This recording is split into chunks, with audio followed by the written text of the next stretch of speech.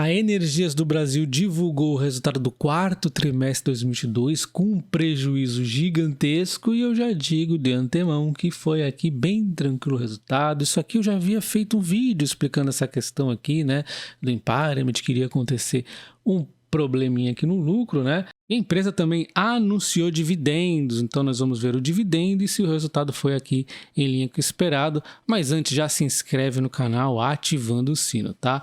De qualquer forma, a gente vê então o EBITDA ajustado, que vai nos representar muito melhor aqui o que aconteceu com a empresa. Então a gente vê um aumento de 46,7 em relação ao ano passado, mesmo trimestre, né? No ano inteiro ele fecha o EBITDA ajustado com um aumento de 41,1.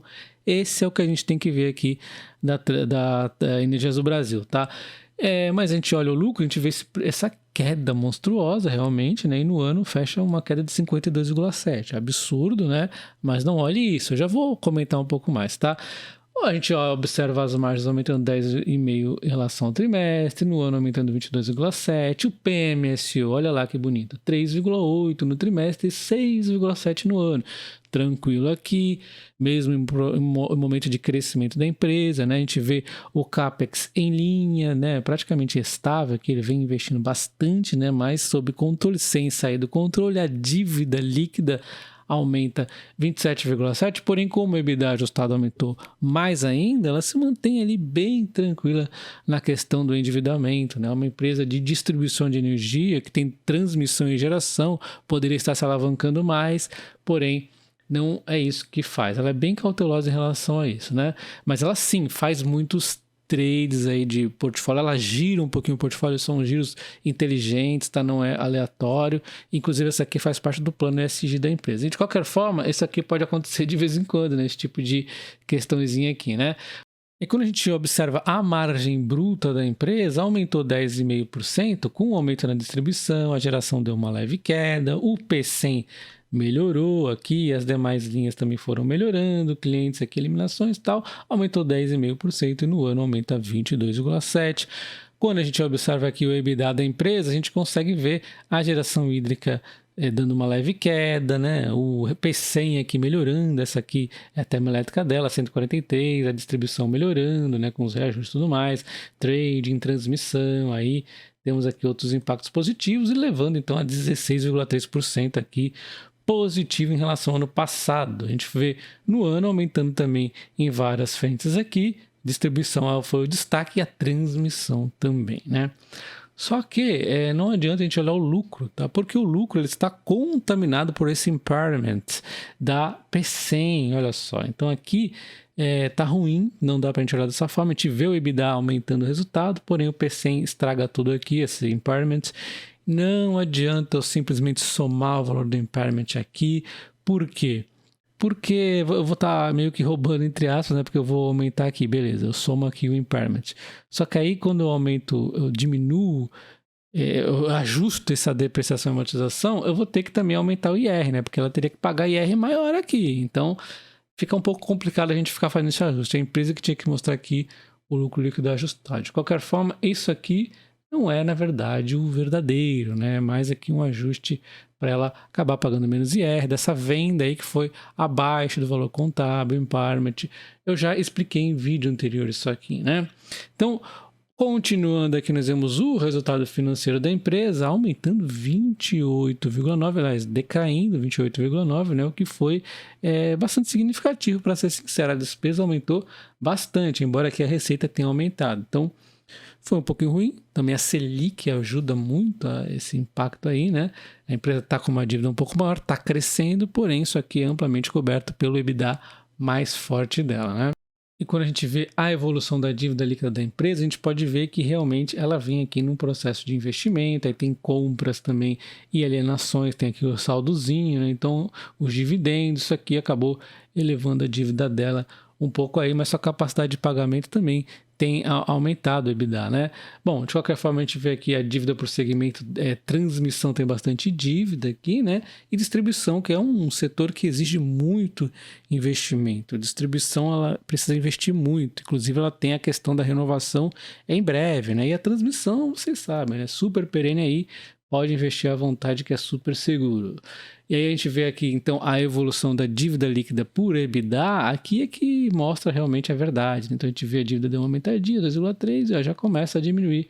Está agora aqui em 2, na verdade a líquida ajustada aqui, né, EBITDA, vai dar 1,9. Então tá bem tranquilinho aqui, tá? Essa dívida aí. Então não tem muito que se preocupar em relação ao endividamento da Energias do Brasil.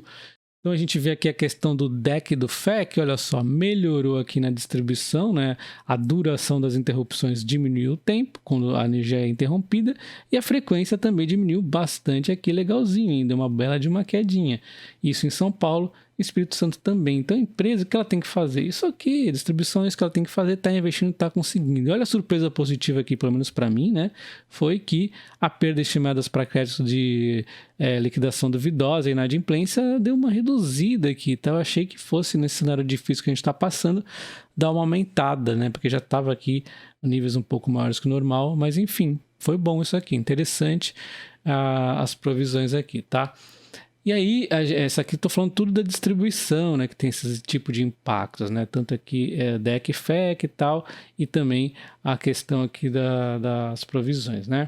E aqui está o PMSO, né, nós já vimos lá na tela inicial como realmente aumentou 3,8 e 6,7 no ano, que é bastante tranquilo, né, o pessoal aqui, ó, 9,1 no ano, mas em relação ao trimestre deu até uma leve reduzida, né? Então no processo de crescimento, conseguir esse tipo de coisa tá bastante ok, né? Acabou compensando aqui no serviço terceiro. Eu acho que foi bom aqui o controle de custos da empresa, tá? Então, ela teve um lucro de 809 no ano passado, no mesmo trimestre, e a XP esperava 350 milhões, só que provavelmente a XP já pôs aí sem a questão do impairment. Ela deu um prejuízo monstruoso, então esquece o lucro aqui, a gente nem pode olhar o lucro, né? Quem sabe o lucro nos dá uma oportunidade, pelo menos para mim, tá? De estar comprando barato. Estou esperando que o mercado fique assustado com a Energias do Brasil. E aí, quando a gente observa o EBITDA da empresa, a XP ela fez uma confusãozinha aqui. Eu vou deixar para vocês como é que ela mostrou. Ela mostrou lá o EBITDA que ela espera para a Energias do Brasil em 1,1. Isso aqui seria, segundo ela, 17% abaixo do mesmo período do ano passado. E quando ela faz essa comparação, ela mostra o EBITDA do ano passado sem ajuste. Então, quer dizer, ela está falando de um EBITDA não ajustado. Entendo eu assim, né? Se for realmente isso, então nós tivemos aqui um número de EBITDA 16,3% acima do esperado pela XP, né? E como nós vimos aqui, 40,1% acima do mesmo período do ano passado. Agora, se ela está falando do ajustado, aí não faz sentido ela comparar com o não ajustado do trimestre anterior. De qualquer forma, mesmo assim, né, teria sido em linha com o que ela havia previsto aqui para o resultado da empresa, né? Eu vi o resultado da empresa da Energias do Brasil, parece confuso, mas foi aqui bastante interessante. Então, o lucro da empresa acaba fechando aqui em 1,021, que despenca o lucro por ação dela, levando a um dividendo num cenário de payout de 50%, só para a gente ter uma noção, de 4,5. Só que isso aqui não é o real, não é o cenário real que a gente vai esperar para 2023. É só uma demonstração que realmente ela conseguiu pagar um bom dividendo em 2022 e mesmo com esse lucro aqui dessa forma, porque foi uma questão ali diferente, tá? O impairment é uma questão que não é para ficar pensando que vai ter um efeito caixa, um efeito nos dividendos, é mais aí efeito de ajuste da empresa, tá? Tanto que a Energias do Brasil anuncia mais um dividendo de praticamente 27 centavos por ação. Para quem tiver as ações dia 11 de abril, vai ter direito a receber esse dividendo no dia 30 de junho de 2023. Esse dividendo aqui dá cerca de 1 e poucos por cento. Vamos dar uma olhada aqui, ó. 1,37% de dividend yield aí de uma só vez nesse próximo pagamento, tá?